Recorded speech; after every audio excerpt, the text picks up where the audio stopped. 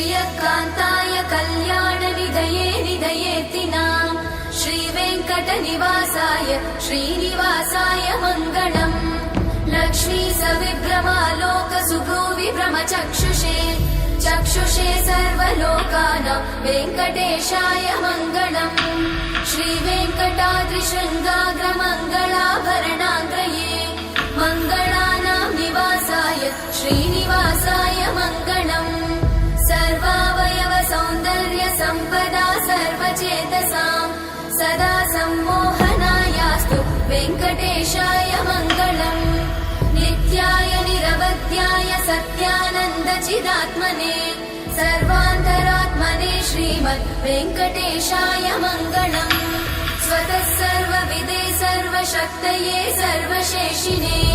सुलभाय सुशीलाय वेङ्कटेशाय मङ्गलम्